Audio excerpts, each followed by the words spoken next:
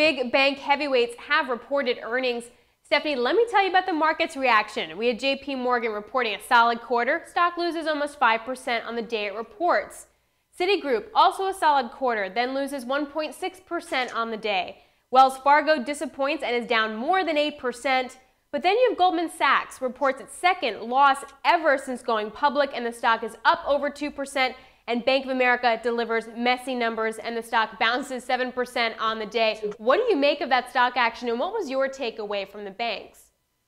Well, I think we're going to continue to see very mixed results in the banks for the next couple of quarters. First and foremost, the most uncertain is in terms of kind of the yield curve. It's so flat that you have net interest margin, net interest income really under pressure. And that's like 50% of most of the traditional banks' earnings. What I would say is this, is that the stocks have come down dramatically.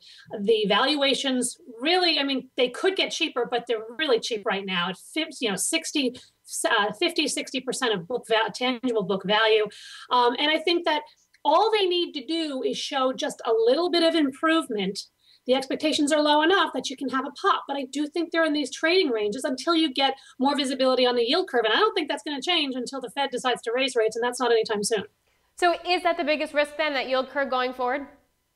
I think that that's a big part of it. But, the other common theme in at least the money center banks, those that have large capital markets businesses, really, they were horrible. Across the board, FICC revenues and equity revenues, investment banking, not a surprise. Analysts have been lowering numbers for a while, but it was really evident in all of the earnings reports. No one kind of went unscathed, if you will. When does it get viable? What has to change? Is it a stock price, or it is the big macro condition, or something that really has to shift? Well, I think you could probably pick away at these names, but I think you have to have like a 2-year or 3-year time horizon. And I don't think that's a bad thing. I just think between now and the end of the year, I'm not sure these stocks are going to outperform. And again, if they do, great. There are other better quality financials that you can own that are going to outperform, probably more, in my opinion, that we would rather own. I know you like the plain vanilla banks like a USB, like you always say, but I know you also own Bank of America. What are you doing with it up 7? You just holding pat? Oh, it's way too low to sell it, but we're not buying more because we're buying more American Express, or we're buying more Prudential, or buying more USB. Those are just better stories for the long term. There's no doubt that there is value in Bank of America.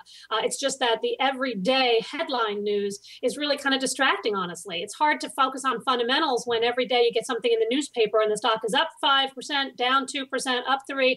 It's just, as I say, there are cleaner stories to own. But at this point, with a 6 handle, it's just, it's too cheap to sell. All right, thanks, Stephanie. I appreciate it. So the worst is over for the big banks, but the future isn't that pretty. Thanks so much.